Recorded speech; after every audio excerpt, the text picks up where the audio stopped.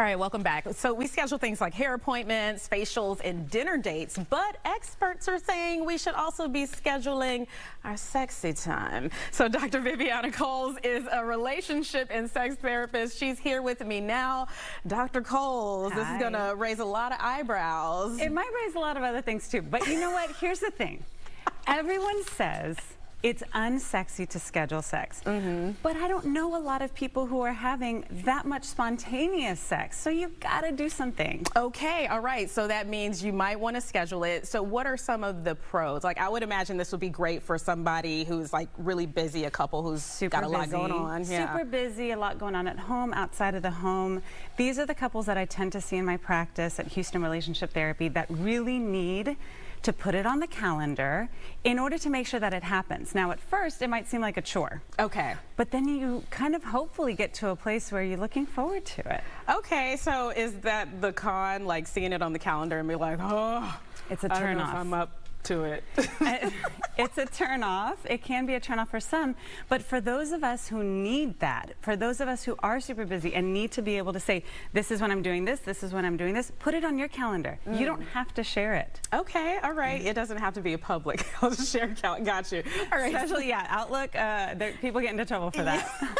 And I would think this also helps you prepare throughout the day, kind of keeping that in mind. Exactly, because I think for a lot of people who are struggling to make sure at the end of a really long day that they are wanting to connect, this is your chance to keep that day light, to not schedule tough meetings, to not eat all that marinara sauce at lunch, and not take your sleep aid too quickly when you get home. A good idea, because that would definitely ruin it. Okay, so what about maybe couples who are struggling with this? Where might they maybe seek some extra help? Yeah, so if you find that scheduling or spontaneous or all of that, just it's not happening, seeking out the help of a certified sex therapist like myself and all of my wonderful therapists at Houston Relationship Therapy is a huge plus. Okay, all right. And what's another pro that you're seeing from this?